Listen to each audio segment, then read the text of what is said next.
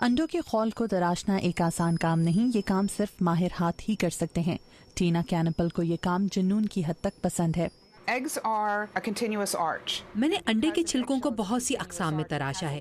کئی مرتبہ تو ایسا لگتا ہے کہ جیسے یہ انڈے کے خول کی بجائے کوئی لیس ہو۔ ٹینا ایک سال میں تقریباً 1600 سے زائد انڈوں کو مختلف ڈیزائنز کی شکل دیتی ہیں۔ وہ اپنے کام کے لیے مختلف پرندوں کے انڈوں کی خول استعمال کرتی ہیں۔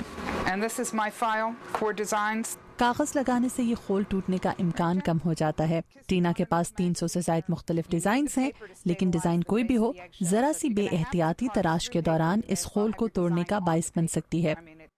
جب آپ کسی جانور یا انسان کی شکل اس پر تراشنا چاہیں تو سب سے پہلے اس کی آنکھیں بنانا چاہیے، کیونکہ اگر آنکھیں صحیح نہیں بنی تو پوری تصویر خراب ہو جائے گی۔ ٹینا کے کام کے دوران ان کی ساتھی ان کی پالتو بلیاں ہیں۔ یہ انڈوں کے خول کے پاس چلتی پھرتی ہیں اور انہیں بھی یہ بہت پسند ہیں۔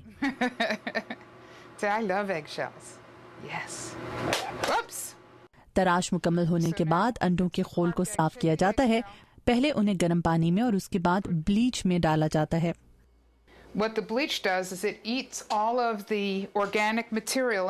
بلیچ انڈے میں موجود تمام مواد ختم کر کے اسے جراثیم سے پاک کر دیتا ہے۔ واشنگٹن کے نواحی علاقے کی ایک آرٹ گیلری میں ٹینا کے بنائے ہوئے انڈوں کے بہت سے خول رکھے گئے ہیں، جن کی قیمت $30 سے $400 کے درمیان ہے۔ زلیما پلاسیو کے ساتھ مدیحہ انفر، اردو VOA۔